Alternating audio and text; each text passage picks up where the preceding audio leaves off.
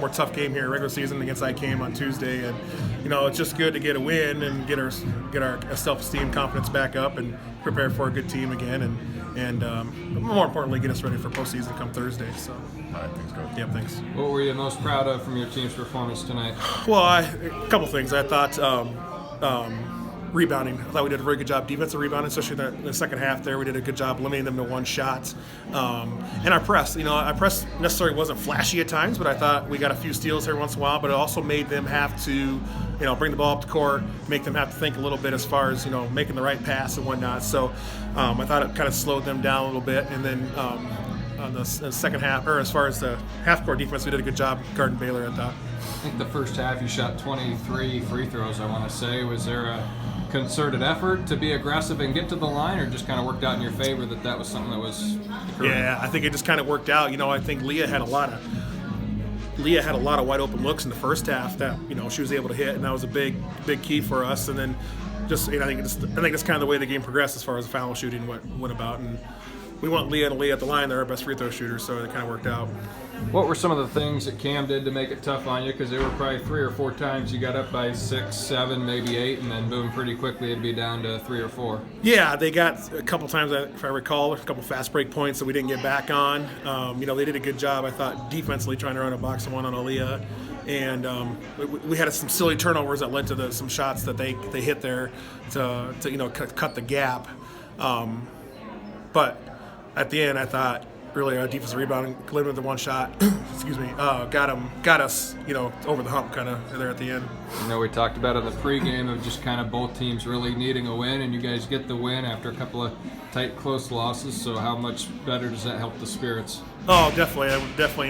The locker room was a lot more lively and happy, and it's just good to get a win and just get ready to move on.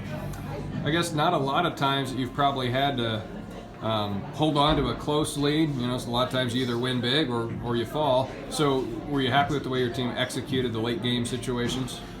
Yeah, there was a few situations there where we didn't make the right pass or we got a little jittery. I feel like we've been in quite a few close games where we've come on the short end. And so this is good for us to kind of execute that end of the game deal there, where we try to run a delay game there at the end and try to run out the clock. And so yeah, it was good.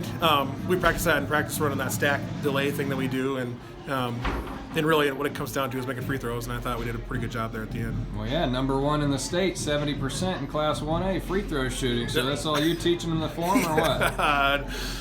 No, I can't take credit for that. I think for example, for Leah Subers, she shoots free throws every single day after practice. So I'm not surprised that she can make them, and she's, she puts time in. So, and then Leah shoots very well too at the free throw line. So it's just a matter of putting time in. And we do drills in practice where we try to make them tired and shoot free throws. So mostly it's probably on them. Sammy Jotty, number 44 for Cam. She, I think, maybe had 1 clean look from 3, and she's one of the better shooters in the area, if not all of Class 1A. What were you doing on her defensively? Just didn't lose her. Make sure we just had somebody on her all the time and make sure we had a hand up. Trying to keep it simple. We weren't trying to do anything crazy defensively, but just make sure we didn't lose her. A lot of times I think we get some wrapped up in guarding our player that we kind of forget about her. But with her and Baylor, we just had a simple plan of we're going to stay on them and keep a hand up on the 3-point shot if they shoot it, and then try to help on the drive with Baylor. So.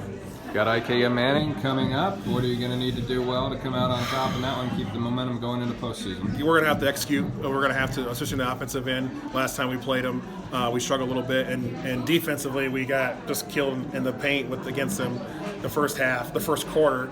So we got to come out and get ready to physically, match up with them and do a much better job than we did the first game. J.C. Christensen was pretty effective in the post. She ended up with 15 points. What did you see out of her night? I thought she did a good job getting to the right spot. When we were coming off the screen, she was able to get to the gap or get to the lane where we can make the dish off to her. Or recognizing that her girl stepped up so she can catch a pass.